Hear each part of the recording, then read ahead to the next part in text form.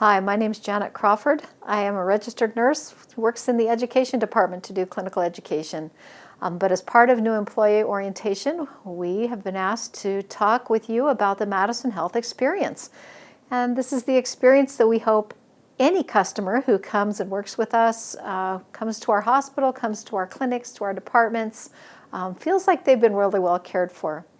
And the purpose of this presentation is to talk about how you can help create that experience, how you can engage in the experience yourself, and how you can enjoy the experience too. So we are all ambassadors for the mission, vision, and values of Madison Health. No matter what role you play, you are an ambassador for this organization. People might meet you on the street, and if they know you work here at the hospital, you're a representative of the hospital wherever you go. It's in the words that we say, how we sound, the way we look, and the attitudes we portray, as you see there on the screen.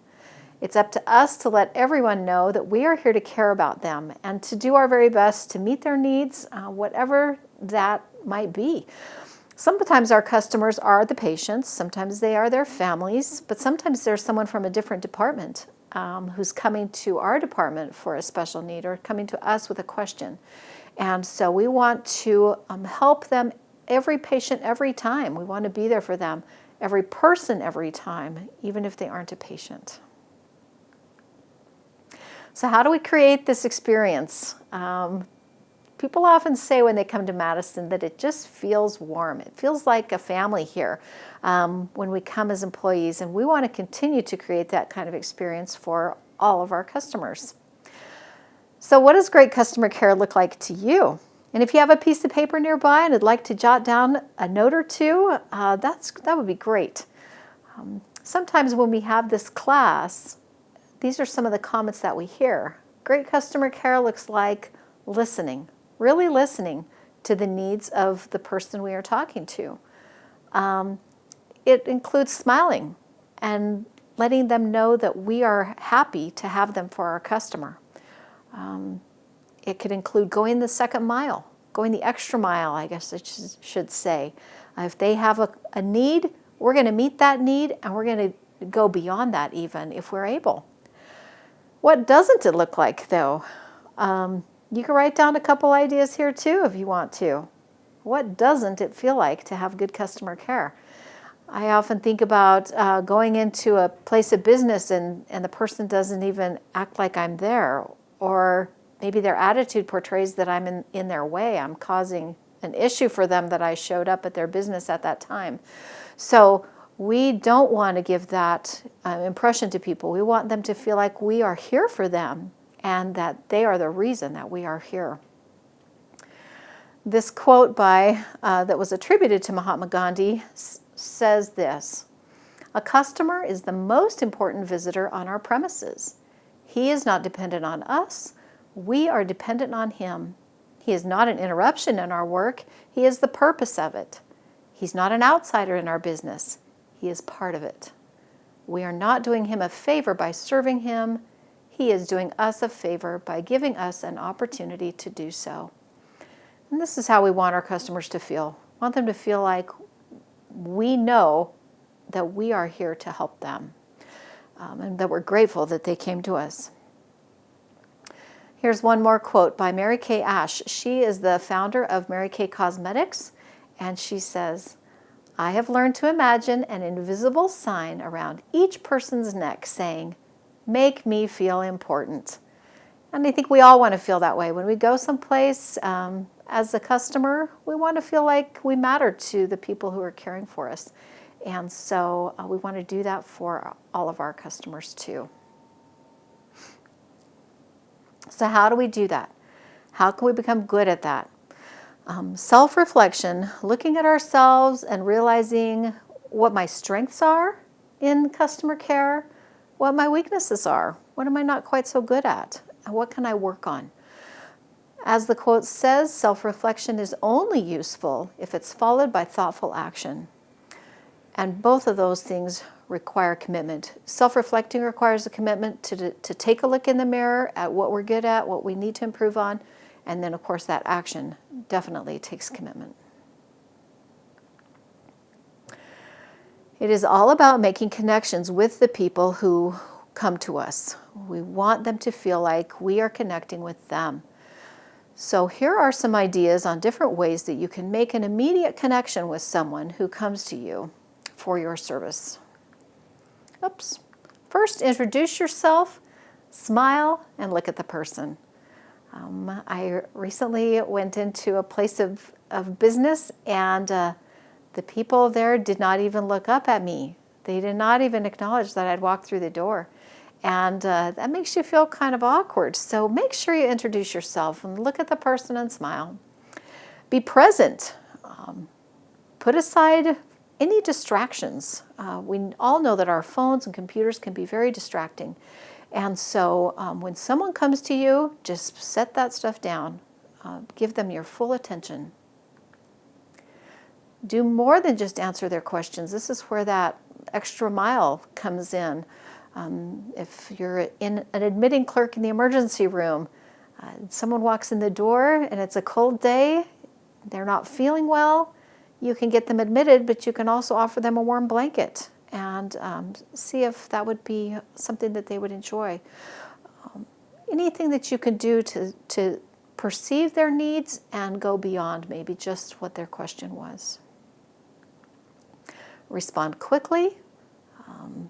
I think we all appreciate that when people are there for us when we need it, rather than making us wait, especially if there's not an apparent reason that they're having to wait. If there is an apparent reason that they're waiting, it's a good idea to let them know, just in case it wasn't apparent to them. Such as, you know what, let me finish up this thing I'm typing in right now, and then I'll be right with you. That's a good way to let them know, I'm almost ready for you, but not quite. And then fifth, be sincere and genuine. People know when we're faking kind of by our body language.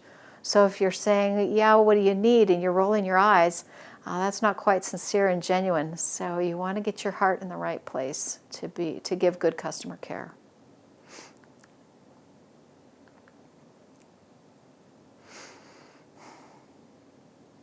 So now, how do we engage in this process, in this experience that we're trying to create for our customers?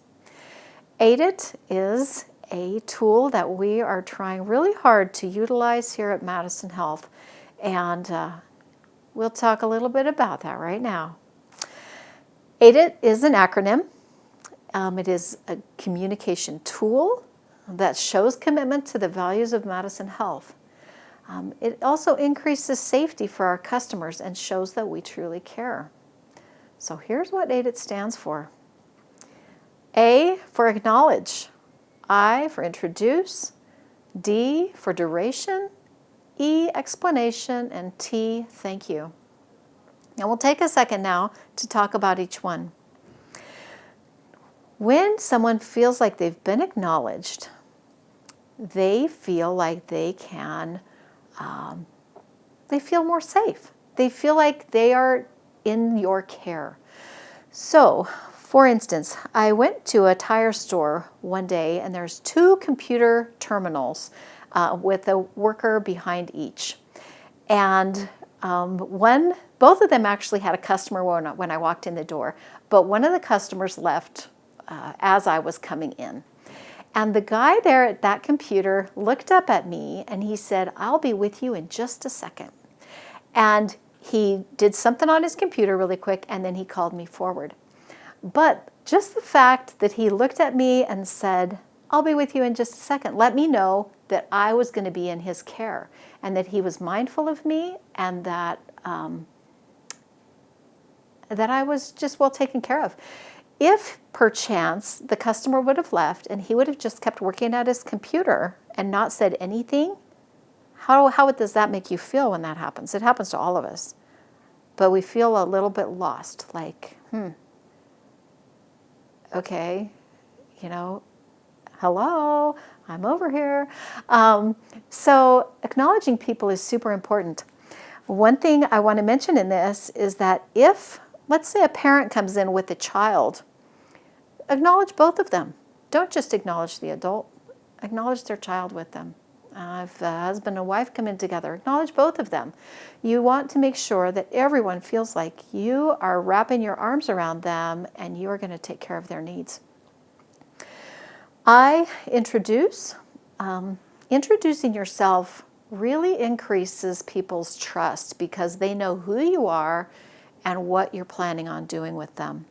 So as a nurse, if I walk in the room and say, "Hi, I'm Janet, I'm going to be your nurse today," all of a sudden they're going to let me invade their personal space. They don't have a problem with me listening to their heart, pulling up their gown and listening to their belly or their lungs. They just trust that I am going to be there for them as their nurse. If I walked in instead and just says, "Hi, I'm Janet. Let me listen to your heart. Let me listen to your belly." All of a sudden they're like, "Wait, who are you and what are you doing?" You know? So introducing yourself and your role, it can be really helpful for people. Now, if you're at the admitting desk, you may not need to say, "Hi, I'm Sally and I'm the admitting clerk." You might not need to say that because it's obvious from your position there. But different people go in and out of patient rooms and they want to know who you are and what your role is. So introducing yourself is really important. D is for duration. Duration helps kind of put people at ease because they know how long something is potentially going to take. So, a little story. I was downstairs in the day surgery area speaking with the manager about something, and as I came out of his office, there was a patient room right next to his office, and I heard my name, "Hey, Janet." And so I went into the room, and it was my neighbor's, and he was scheduled for surgery at noon, and it was about 1 o'clock. And they told me, they said he was scheduled at noon, but they came and told us that the doctor was going to be running late and would be here around 1 o'clock. And it's like 1 minute till 1 at this time. And as I was talking to them, the nurse came and she popped her head in and she said, "Hey, he's not here yet, but he's on his way and he should be here in about 15 minutes. And that totally changed their feelings of anxiety that could have been there. They didn't have any anxiety because she had told them about how long it would be. And then when it turned out to be longer than that, she updated them and gave him a new period of time. But if she hadn't said anything, let's pretend she didn't say anything, and it's 12:15, and his surgery was supposed to be at 12, and he'd be going, "What's wrong? Why aren't they coming?" You know? And then at 12:20, "What's wrong? Why aren't they coming? What's going on?" You know, it makes people feel really anxious when they don't really know. So as you think about your job, think about the duration of whatever it is you're going to be doing for them. Let's say you're a billing clerk and someone has called in with a question about their bill. And you get the information from them and you say, "You know what, I'm going to have to do a little bit of research on this. Is it okay if I call you back in a couple of hours?" And they're like, "Well, sure, that'd be fine." So then you call them back within a couple of hours. And if you're looking for this information, you find out it's going to take you longer than you thought, you call them back and you say, "You know what, I haven't found it yet. Is it okay if I give you a call back tomorrow?" All those things help people to feel better. They just help people know what to expect and why things take as long as they do, particularly in a hospital or even a doctor's office. I've been waiting in doctor's offices before when they will come out to me in the waiting room and say, "You know what, the doctor just got called away to do a delivery and he's not going to be back for a while. Let's reschedule your appointment." You know, that's just courtesy. It's just common courtesy to let people know how long and why something is going to take as long as it does, because people have to wait a lot in hospitals and doctor's offices. Okay, we'll go on now. E is for explanation. Whenever we are going to do anything, if we explain why we're going to do it or what the purpose of it is, that really helps people to go along with it. If I just want to do some invasive thing. Gosh, let me think. If I'm going to give somebody a shot, let's say with some medication, if I don't explain what the medication is, what the purpose of the medication is, and why the doctor wants it, they're going to go, no, you're not going to give me a shot. You know, they've got to know. People have to know the reason you're doing what you're doing so that they feel comfortable with giving their consent to do it. Because we don't ever do anything without people's consent anyway, but they're much more likely to consent if they understand why. In fact, if you're ever working with a customer who is struggling to go along with the plan, try explaining it again. Try explaining it in a deeper way or a more simple way that they can understand the reasoning why behind it. So explanation is super important for the customer to feel like they're safe. If we're not explaining what we're doing, they're going to feel very guarded and very uncertain about what's happening to them. And we don't want them to feel that way. Finally, T is for thank you. And when we talk about thank you, it's pretty self-explanatory. But if you can think of something specific to thank them for, be specific. Thank you for your patience. I know this took a lot longer than we were planning on. Thank you for holding still while I started your IV. Thank you for your understanding as we've talked about your bill. I can understand why you're upset. You know, thanking them for specific things makes it a little bit more meaningful. But always say thank you. We need those customers, just like the Gandhi quote said. We are dependent on them. Now, the promise is here at the bottom. The promise is just your personal commitment to giving good customer care. And you can verbalize that, saying something like, you know what, I'm going to do my very best today to make sure that you're well cared for. Or you can just have it in your own heart and your own head. I'm going to do my best today. I'm going to do my best to give really good care. As we saw on an earlier slide, that AIDIT promotes customer safety. One of the reasons it does that is that people feel they are safe in our arms and in our hands if we've acknowledged them, if we've introduced ourselves and they know who they're working with, we've given them a timeline of what they can expect, and we've explained why we're doing what we're doing. They're going to feel safer. For us, as the caregivers, we're going to be safer because we know who we're working with. So let's say I walk in the room and say, good morning, Mrs. Jones. I'm Janet. I'm going to be your nurse today. And she says, I'm not Mrs. Jones. I'm Mrs. Smith. Then all of a sudden I'm safer because I've got to make sure I know who I'm working with and that I'm working with the right person. So the whole AIDIT thing increases safety all around.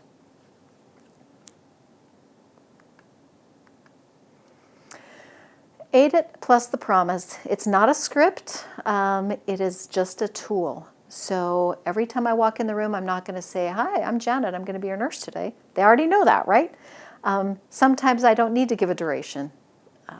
Usually you do need an explanation, though, that goes along. So it's not a script. You don't have to be stressed by it. But it's a great reminder of important points of customer care. And here's this quote. It's about building connections. Connections build trust. Trust builds compliance. Compliance builds better health for our patients. And it builds an exceptional experience for everyone. I really like that last part because when I've given good customer care, I know it and I feel good. It's a good experience for me too. So whenever we're doing our best for our patients, we're going to glean benefits personally within our own selves. Finally, the last section is to enjoy the Madison Health experience. And this is for you personally and for the team that you work with. So it's based, what we're going to talk about is based on what is termed the fish philosophy. So I don't know if you've ever been to the Pike Place Fish Market in Seattle, but it's very unique when it comes to the atmosphere and the energy that's there. So we're going to watch a little video about it. Welcome to Seattle! At Pike Place Fish Market, you'll see lots of flying fish. But we saw more. Great customer service, teamwork, energy, and results. So how can you bring this kind of energy to your organization? The answers are in Fish, the most watched training video in the world. The Fish philosophy is a fresh, powerful training solution. It has 4 easy-to-use practices. They help you create an environment where people love to come to work. One fish flying to Deborah. One fish flying. And so Fish really lights people's hearts on fire. It helps them understand, hey, it's up to me, and then it shows them a very simple, predictable pathway. So we all need ways to get pumped up and get remotivated and refocused on what it means to really work together. Checking bags? How you doing, sir? Nearly every industry uses the Fish philosophy to deliver amazing customer service, How's it going? improve teamwork and trust. The more we incorporate the Fish philosophy in what we do, the better job we do and the better our patients do. It has absolutely transformed the climate of our school. Our discipline problems have gone down dramatically. Need the 15. Businesses that I see use Fish invariably end up the first choice, not just for the customers that they serve, but for people who want to work there. You build great environments where people want to come to work and where people say, that's the business that I want to do business with. So you can see there's tons of energy at the fish market, and lots of things we can learn from that in making work an enjoyable place. In this little book that contains the Fish philosophy, it says that adults who work full-time spend 75% of their waking hours in work-related activities. And if we're spending that much time at work, we want to be having a good time. We do not want to be dreading going to work or, gosh, when do I get out of this place? We want work to be a fun place to be and a place where we feel comfortable and appreciated and have a good time. So these are the 4 characteristics of the Fish philosophy. It is not an acronym, but it's 4 different things. Play, make their day, be there, and choose your attitude. So let's just briefly talk about each one. Playing at work in a professional setting obviously is not the same as playing out on a ball field or something, but we can certainly joke around appropriately, do little fun things for each other. One person in the class recently said that she had a sandwich out for her lunch and she had to step away for a minute. When she came back, her coworker had hidden it. And so she had to look around to find her sandwich. And it made her laugh. That was just a fun thing for her. That might not work with everybody, but it worked for her. When I've been making rounds at the hospital in the middle of the night and the emergency room was empty, they had an actual game out that they were playing, a marble game together, because there weren't any patients in the ER at the time. So one of our units, the quality team lead on the unit, typically brings popcorn every time he is the charge for that shift. So there's all kinds of things you can do to kind of play and have a good time together. Make their day. Tons of different ways you can make somebody's day, but you have to get to know them first. So getting to know your coworkers is really important to know how to make someone's day, because it can be different for different people. Guaranteed though, if you've got a coworker who is a little bit overwhelmed that day, got lots going on, offering your help can make their day. Dropping a piece of candy on someone's desk can make their day. Just smiling at them and acknowledging them can make anybody's day. We had a patient who really liked Jamba, and the nurse for that patient after the shift was over, ran to Jamba, picked up a Jamba and brought it back to her patient. And obviously that made that patient's day. But you can do that for coworkers too. But it doesn't have to cost money. Probably one of the main ways you can make someone's day is free. And it's just being there for them, which is the next item. Be there means leaving the burdens that you might have had at home behind when you walk through the doors at work. Giving your whole self to your coworkers and to your customers, whoever they may be. And then finally, choose your attitude. That's the one thing we can be in charge of. We can totally be in charge of how our attitude is every day that we come to work. Positive attitudes change everything, and negative attitudes also change everything. So if you catch yourself being a little bit negative about something, see if you can't get that turned around. Look for the good. It's that idea of the glass is half full or the glass is half empty.